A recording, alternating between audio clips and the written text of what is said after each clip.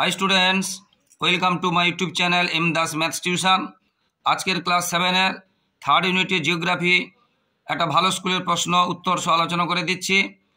এই ধরনের প্রশ্ন উত্তর সহ পড়লে এবং আমার ইউটিউবে যে সাজেশনটা দিয়েছি উত্তর সহই দিয়েছি, সেটা যদি তোমরা দেখো তোমাদের পরীক্ষায় নম্বর পেতে কোনো অসুবিধা হবে না, ভালো পরীক্ষা দিতে কোনো অসুবিধা হবে না।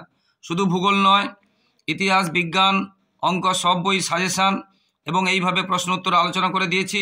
তাই যাদের দেখা হয়নি তোমরা কিন্তু এইগুলো দেখে নাও, অবশ্যই তোমাদের ভালোভাবে তাহলে পরীক্ষা দিতে পারবে। আর বন্ধুরা যারা আমার ইউটিউব চ্যানেলটি নতুন দেখছো, তোমাদের কাছে রিকোয়েস্ট, প্লিজ বন্ধুরা আমার চ্যানেলটিকে তোমরা সাবস্ক্রাইব এবং শেয়ার করে একটু সাপোর্ট করে এবং পাশে থাকো বন্ধুরা, কারণ তোমাদের জন্য লাগাতার পরিশ্রম করছি।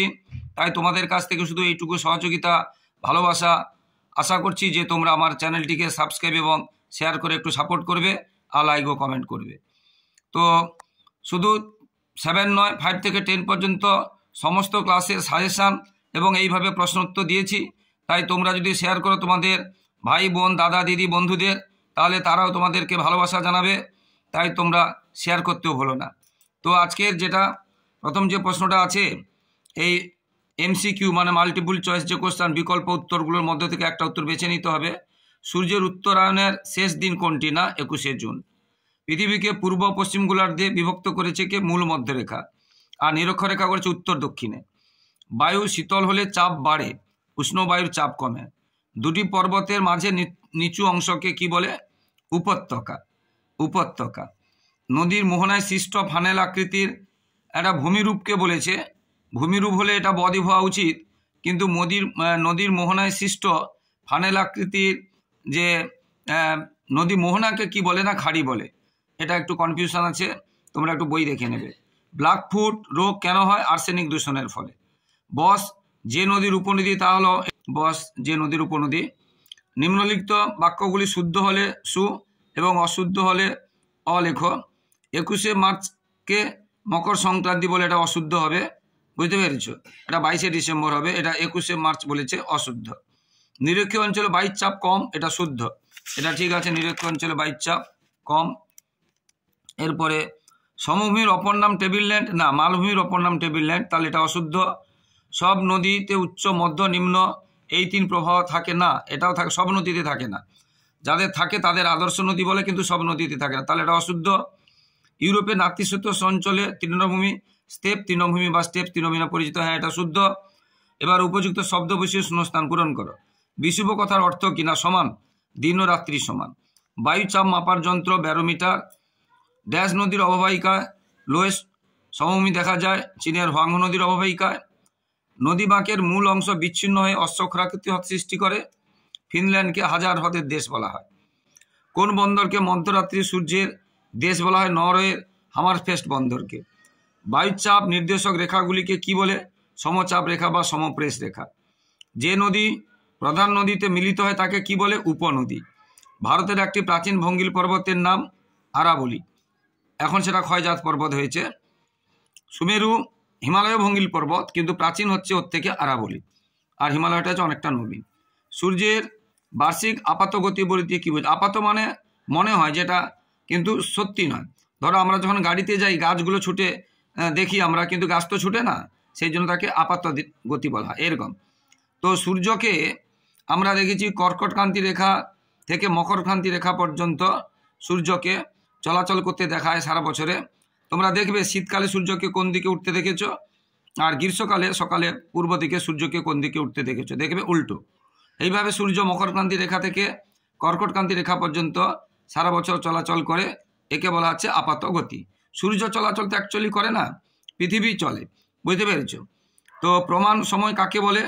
প্রমাণ সময় কাকে বলে? না কোনো দেশের প্রায় মাঝখান থেকে বা রাজধানী সময়কে, মানে যে দ্রাঘিমা রেখা আছে তার সময়কে ধরে যে সময় ধরা হয় তাকে, মানে ওই সময় মধ্য, মানে যদি সব থেকে ছায়ার দৈর্ঘ্য কম হয়, যেটা প্রমাণ সময় ধরা হয় তাকে বলা হচ্ছে প্রমাণ সময়। যেটা আমাদের ভারতের এলাহাবাদের কাছে আছে 82.5 ডিগ্রি পূর্ব দ্রাঘিমা রেখা। এবারে বায়ুর উষ্ণতা চাপের সম্পর্ক, না উষ্ণতা বাড়লে চাপ কমে, উষ্ণতা কমলে চাপ বাড়ে। পর্বত শ্রেণী কাকে বলে? অনেকগুলো পর্বত যখন একসাথে থাকে তাকে আমরা পর্বত শ্রেণী বা পর্বতমালা বলি। হ্যাঁ, আর পর্বত হবে বহুদূর বিস্তৃত এবং খুব উঁচু এবং তার শৃঙ্গ থাকবে। আন্তর্জাতিক নদী কাকে বলে? যখন কোনো নদী একাধিক দেশের মধ্যে দিয়ে প্রবাহিত হবে, একটি দেশের মধ্যে নয়, কয়েকটি দেশের মধ্যে। যেমন আমাদের ব্রহ্মপুত্র ভারত দিয়ে বাংলাদেশ দিয়ে বুঝতে পারি, কিন্তু উৎস হয়েছে অন্য দেশে, এই জন্য তাকে আমরা বলবো আন্তর্জাতিক নদী। এবার যে প্রশ্নগুলো আছে, সুমেরু প্রবাহ কুমেরু প্রবাহ কাকে বলে?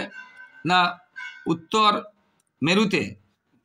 মেরুতে 20 সেপ্টেম্বর থেকে 21 মার্চ পর্যন্ত, বুঝতে পেরেছ। আর হচ্ছে দক্ষিণ মেরুতে তার উল্টো, 21 মার্চ থেকে 20 সেপ্টেম্বর পর্যন্ত কি হচ্ছে আমরা যেটা দেখি সুমেরু এবং কুমেরুতে, রাতে যখন টানা 6 মাস রাত থাকে তখন মধ্যরাত্রে একটা আলোর ছটা দেখা যায় রামধনুর মতো, একে বলা হচ্ছে সুমেরু প্রবাহ কুমেরু প্রবাহ। সুমেরু মানে উত্তর মেরু, তার যে প্রভাটা হয় তার নাম হচ্ছে আরোরা অস্টালিস, আর কুমেরু মানে হচ্ছে দক্ষিণ মেরু, তার যে প্রভাটা দেখা যায় সেটা হচ্ছে আরোরা হচ্ছে বোরিয়ালিস। কুমেরু প্রভা। পর্বত বেষ্টিত মালভূমি ও ব্যবচ্ছিন্ন মালভূমির পার্থক্য বই থেকে পড়বে। জনজীবনে নদ নদীর প্রভাব আলোচনা করো। নদ নদী থেকে জল নিয়ে কৃষিকাজ হয়, মাছ চাষ হয় এবং যাতায়াত ব্যবস্থা হয়, এবং সেই নদ নদী বাঁধ দিয়ে আমরা বিদ্যুৎ তৈরি করতে পারি, মাছ চাষ করতে পারি এরকম। তাছাড়া নদী থাকলে বায়ুমণ্ডলও শীতল থাকে। এইগুলো হচ্ছে জনজীবনে নদীর প্রভাব। জুইডার্জি প্রকল্প কি? তোমরা জানো যে নেদারল্যান্ডে, বুঝতে হবে, পোল্যান্ড যে পোল্ডার ভূমি, যেটা মানে অগভীর সমুদ্রের অংশকে সেটাখানে যদি উদ্ধার করে জল বের করে দিয়ে সেখানে ভরাট করে যদি তৈরি করা হয়, বুঝতে পেরেছো, বসতি বা কৃষি জমি বা শহর, তাকে আমরা বলবো কি বলছে, সেটা হচ্ছে জুইডার্জি প্রকল্প। এটা একটা বড় প্রকল্প, নেদারল্যান্ডে আছে, বুঝতে পেরেছো। আরও অন্য জায়গায়ও আছে। শব্দ দূষণ প্রতিরোধে তুমি কি কি করতে পারো তার সংক্ষেপে আলোচনা করো। জোরে যে লাউডস্পিকার একটা নির্দিষ্ট মাত্রা বেশি বাজানো যাবে না, মাইক, মিটিং, মিছিল, এই সমস্ত, বা গাছ লাগালে অনেকটা শব্দ দূষণ কমে, এইগুলো করতে হবে। যানবাহন থেকে কী কী পদ্ধতিতে মাটি দূষণ হয়? যেখানে গাড়ি চলে তার চাকার চাপে ভারী ভারী গাড়ির মাটি ক্ষয় পেয়ে যায়, বুঝতে পেরেছো, এটাকে একটা মাটি ক্ষয় বলে। আর যানবাহনের যে ধোঁয়া, সেটাও না মাটি দূষণ বলেছে। যানবাহন থেকে যে তেল ওটা পড়ে, গ্রিজ, তেল, মোবিল, তাতেও মাটি দূষিত হয়, এগুলো বই থেকে পড়বে। বায়ুচাপ বলয় কাকে বলে? পৃথিবীর প্রধান স্থায়ী বায়ুচাপ বলয়গুলির নাম লেখো।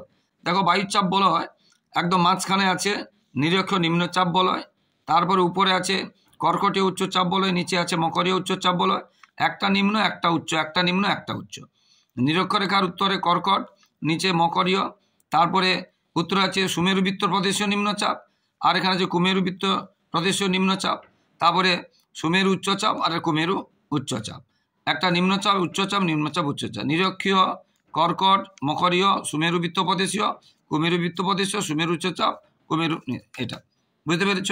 এটা ভীষণ ইম্পর্টেন্ট আছে। এরপরে লন্ডন অববাহিকা শিল্প সংস্কৃতি, রূঢ় শিল্পাঞ্চল গড়ে ওঠার কারণগুলি, ভীষণ ইম্পর্টেন্ট। তারপরে মানচিত্রে এইগুলো দেখাতে বলেছে। কামচাটকা উপদ্বীপ, ইয়াংশিকিয়া নদী, ইংলিশ চ্যানেল, মাদাগাস্কার, লোহিত সাগর, এই ধরনের প্রশ্ন আসে।